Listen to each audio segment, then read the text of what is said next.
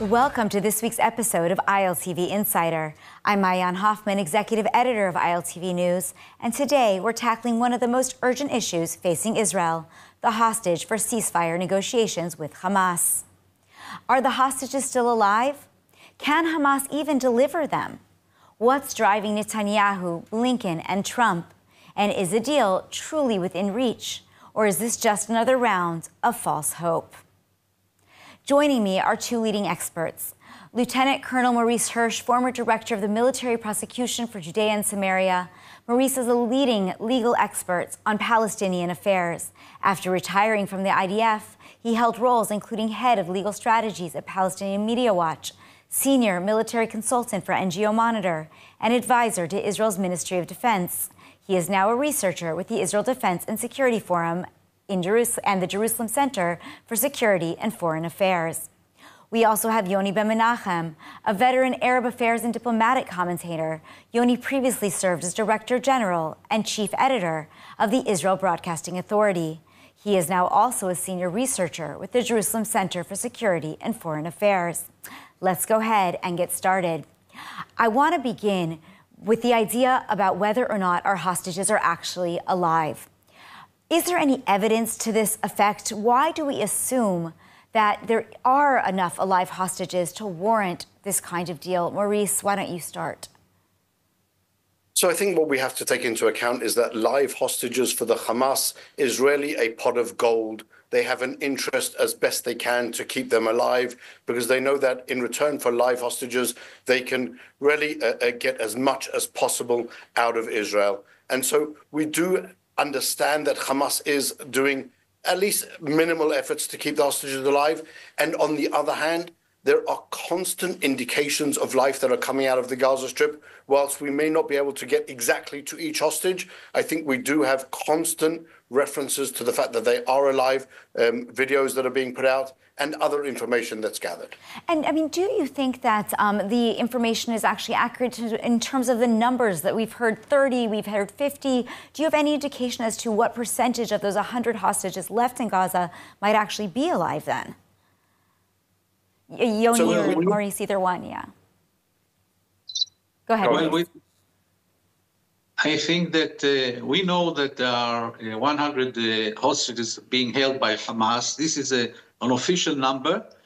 And of course, Hamas is trying to conceal the fate of these 100 soldiers. They would not tell Israel how many are alive and how many are not alive. They also claim that they are not holding all of the hostages. We know for sure that some of the hostages are being held by the Islamic Jihad and other groups, smaller groups in Gaza.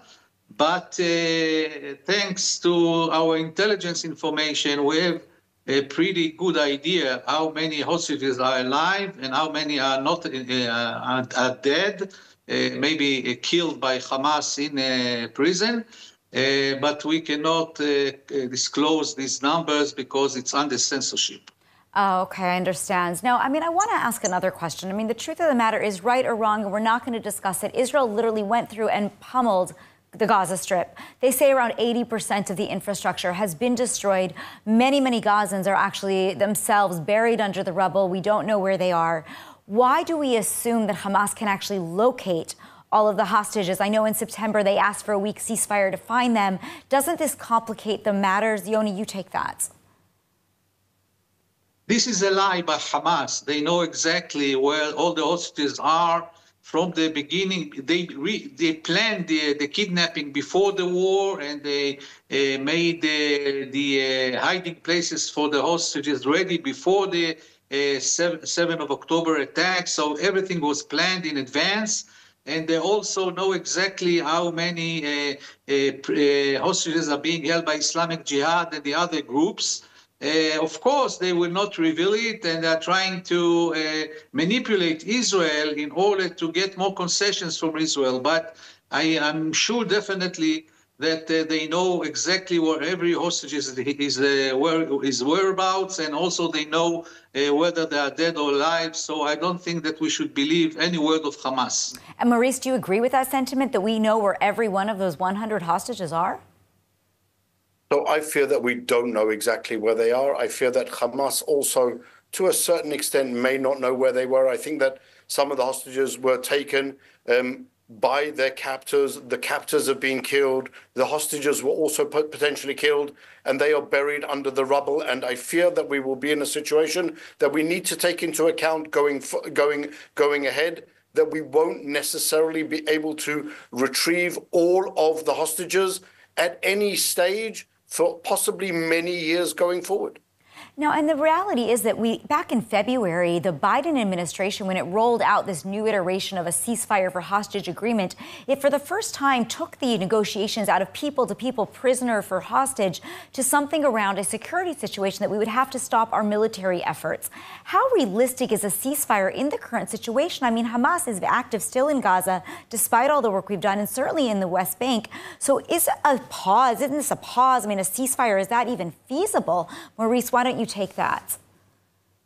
I think that the Biden administration managed to step on every landmine on the way to destroying Israel's capability and ability to really get rid of Hamas, to annihilate Hamas, and to rescue the hostages. I think that forcing Israel to pour really millions of tons of aid into the Gaza Strip through the hands of Hamas was a terrible mistake, which we are paying for until this day. I think that really the idea of holding the IDF up from attacking in Rafah, which we saw the U.S. administration do for quite a long time, really proved to be disastrous. And so I don't think that anything that the Biden administration really suggested was operable. I think that stopping the fighting in the Gaza Strip under all types of different lies, that Hamas needs to find the hostages and Hamas needs to bring them all together. They're all just tricks in order to play more with Israel's heartstrings and to drag the situation out even more, putting more and more pressure on Israel instead of on the terrorists themselves. Yoni, do you agree with Maurice's sentiments? I think that part of what is happening to the hostages is the fault of the Biden administration, because they put a lot of obstacles on Israel on the way to release the hostages, concerning the humanitarian aid and concerning the weapons embargo and restrictions. This is all was sabotaging the Israeli efforts to rescue the hostages. And I don't believe that Hamas really wants a deal. I think that they want to drag time, and I don't see even anything good coming out of the threats of the elect President Donald Trump. I think that Hamas is not taking him seriously, and I think that President Trump, who is a great friend of Israel, of course, and we like him a lot, and I'm sure that he will help Israel. But I think that the more he talks about this hostage deal and threatening Hamas, he is losing his credibility, because Hamas doesn't take him seriously. And by the way, he doesn't have any direct way to influence Hamas in Gaza. And if he wants to put pressure on the mediators like Egypt and Qatar, I think also it will not work, because Egypt is very unstable internally because of the President Assisi is afraid of a coup d'etat like happened in Syria. And as for Qatar, the ruler of Qatar, Sheikh Tamim bin Hamad, he has very good relationship with President Trump, personal relationship, and I don't think that Trump is going to threaten or do anything to Qatar. So I think that the situation is very gloomy. So, I mean, the situation that we're talking about related to Biden, related to Trump, but in the end of the day, we have a Prime Minister Benjamin Netanyahu. Now, let's talk about what Netanyahu's fault is here. You know, in many of the headlines, we're reading how Netanyahu is really being blamed for the hostage situation, and the fact that not the situation, but the fact that we haven't been able to bring the hostages back. Then again, U.S. Secretary of State Anthony Blinken actually just said, you know, earlier this week that it's actually Hamas is doing. So whose accountability is this? I mean, do we blame the U.S.? Do we blame Netanyahu? Does it seem that Israel has really done all that it can to get these hostages home? Maurice, you take that one. So I think you're right, Maya, and there has been a lot of accusations towards Prime Minister Netanyahu. I think that is really accepting a new narrative of the terrorists, that Netanyahu is responsible for the hostages, that even Biden is responsible for the hostages. It's not true. The only organization responsible for this situation is Hamas. They have shown intransigence all the way through, and they're likely to continue on. They are a genocidal terrorist organization that murdered babies, women, children, raped, pillaged, and that's their ideology. The hostages are their security blanket, their insurance policy going forward. And whilst they may play the game of saying, well, you know what, we're willing to get to a deal, I think that we have to face the reality. Hamas is not interested in reaching a deal, because every deal they reach is giving up a little bit more on their security, a little bit more on their insurance, and then just not interested in doing that. And they're using the negotiations as a means to put more pressure on Israel and deflect the pressure from them. Yoni, you agree Netanyahu can be absolved of all responsibility? Prime Minister Netanyahu, whom I know personally for many years, has wide shoulders. You can put all the blame on in the world on his shoulders, but it's not true. He has got nothing to do with the hostages not being released. The only body who is responsible for what is happening and to blame is Hamas. They are a terrorist organization, an Islamic extremist organization, and I don't think that the West and Israel has the right tools to negotiate with them and to deal with them. They only understand the language of power. And if we do not exercise a lot of power on them, nothing will come out. I think that basically the only way to release the hostages is by putting a lot of military pressure on Hamas in Gaza Strip and cutting the what is called the humanitarian aid, and bringing in at least 2 IDF divisions into Gaza and crack down on Hamas. This is the only way to fold them and make them surrender or give up some of the hostages. Nothing good will come out of this hostage deal. And if there will be a deal, it is a very dangerous deal which will release murderers and arch-terrorists that will only carry out attacks against Israel and kill more Israelis, dozens of Israelis. Wait, so Yoni, are you arguing that there should be no hostage deal at all, that we shouldn't even sign a deal because it will be a bad deal? I don't see any signs of any deal in the prospect. Nothing is coming out of Hamas. It's only lies and deceptions. So the only way to talk to them is to the way of force, nothing else. I think, Mayan, if I may just interject to what Yoni said, Yoni really touched on a point which I think is cardinal to understand what's going on. The question that you asked is, has Prime Minister Netanyahu really done everything possible in order to secure the release of the hostages? Now, much of the narrative that's been going on now is, well, has he agreed to, give up on the military operations in Gaza, given up on enough terrorists that will come back and again murder us? Or are there, and should there also be other alternative leverage on the table? We haven't used the leverage of the humanitarian aid, and we've kept on doing the same thing over and over again, and then complaining about receiving the same result. Something needs to change. This whole equation of hostages for terrorists, and just put into context who those terrorists are. Hamas has been obliterated predominantly. Its leadership has been obliterated. The people that they are demanding to release are really the new backbone, the new leadership of Hamas. Do we really want to breathe life into this dead organization by releasing all of these leaders? So what we need to consider is moving away from this terrorists for hostages paradigm and think of many different alternatives, starting with the humanitarian aid. Well, but I think we also need to recognize that this war has been going on for 16 months. We've been putting a lot of pressure on Hamas militarily. As we talked about, 80% of infrastructure has been demolished, but Hamas is coming back. We're seeing new and more battles, which means that what we've done also militarily may be less than effective. I want to take a moment. So what we've done, Mayan, yes. For example, with the humanitarian aid, has been flowing into the hands of Hamas. Hamas has been selling that humanitarian aid, getting rich, and and then has been able to pay salaries to its new recruits and to its existing recruits. That's something that has perpetuated the crisis, has perpetuated the war, and has allowed Hamas to really maintain its dominance over the civilian population. Now, that was a strategic disaster. 100%. And they are saying that Trump will likely want to put more pressure on Hamas and potentially stop that humanitarian aid.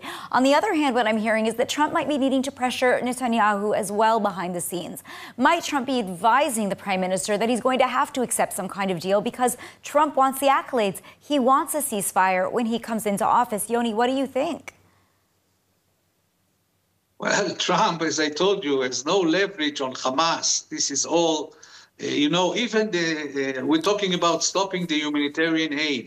We cannot stop the humanitarian aid. We can, maybe give them less of a humanitarian aid. But if we stop that, the whole world will come out against us. And even President Trump won't be able to help us because there will be the human rights organization, there will be the UN, the International Court in Hague. Everyone will come out against us. So this is not a practical thing to do, and Hamas already knows the Israeli plans and American plans, and they are storing a lot of food and water and gasoline. Yes, but Yoni, my question for you is not about the aid to Hamas, but my question for you is whether Trump behind the scenes is pressuring Netanyahu that we are going to have a ceasefire deal, whether we like it or not. Well, you need two to tango. He can put pressure on Netanyahu, but Hamas will not go for the deal. So there's no point in pressuring Netanyahu. So we have been running this operation in Gaza very badly from the beginning of the war. We made a lot of mistakes military-wise. And if you compare the way the war was conducted in Gaza to the war that was conducted in the north against Hezbollah, that we see a lot of good results on the northern front and the southern front because the army made a lot of mistakes in Gaza and still making a lot of mistakes. And I think that the whole strategy should be completely changed. And then in order to do that, we need another chief of staff instead of Herzi Halevi. Now, Maurice, go ahead, Maurice. I have to clarify just one point. I am not advocating stopping the humanitarian aid going into Gaza. I am advocating for the humanitarian aid to continue flowing into Gaza, but to be delivered by someone else other than Hamas, not the UN organizations, preferably the IDF. I understand what you're saying, not to harm the disaster in Gaza. That's not what I'm saying. 100%. I think that was clear. Now, I do want to ask Maurice, if Yoni is wrong and a hostage deal does go through, who's going to get the credit for that? Will it be Trump? Will it be Netanyahu? And will it even be successful? If you can answer that in just 1 minute. I can tell you that Netanyahu will get no credit for anything because nothing that he can do is sufficient for those that come to criticize him. I think that President Trump will try, obviously, and take some credit, as long as the deal is one which really does present a future going forward, a piecemeal deal that strengthens Hamas in return for only a few hostages will not be seen as a great success at all. Now, what happens if Yoni is correct and the deal does fall apart? How does Israel respond to such a situation? What is our plan if there is no hostage for ceasefire deal? I'm sorry. Maurice, you take that, and then Yoni, I'd like for you to conclude with that answer. I fear to say that Yoni is 100% right. There is very little chance of a hostage deal coming together. Hamas doesn't want that deal, and a deal which is piecemeal, which only provides. But again, Maurice, I'm asking if it does fall apart, what is going to be Israel's response? What do we do next in 30 seconds? So Israel needs to change the paradigm of how we discuss, whether it be applying more military force over and above what's already been done, changing the delivery of the humanitarian aid, finding different leverage on Hamas, whether it be at home or abroad. These are all things that have to be taken into account and considered, because a deal probably won't be very successful at all. And Yoni, turning to you to conclude this, I want you to answer that same question. Okay, so the deal does not happen. There is no hostage for ceasefire deal. What does Israel do? What is our plan? Of course, there are contingency plans already authorized by the cabinet, but it all depends on what will happen in the north. if the ceasefire with Hezbollah is not a stable ceasefire, and after the end of the 60 days, which is the end of the month, we will have to go and fight Hezbollah, then I don't think that we will be able to do a lot for the hostages in Gaza. If the ceasefire is extended with more than another 60 days, as now we hear from Lebanon, then the IDF will be able to move a lot of forces from the northern front to Gaza and to increase the military pressure on Hamas. And I think that the plan is to take over all of north of Gaza, occupy Gaza City, and move all the population of Gaza from the north of Gaza Strip to the south. So essentially going back in some ways to where we started, unfortunately, at the beginning, Yoni, it sounds like we would just be expanding our military operations. A lot of food for thought here.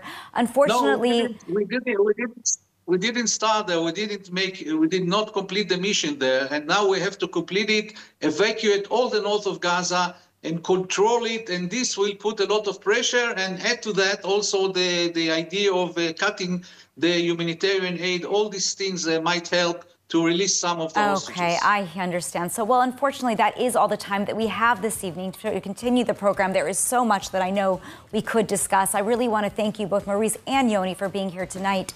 For more of the latest updates from Israel, make sure to subscribe to our newsletter at iltv.tv.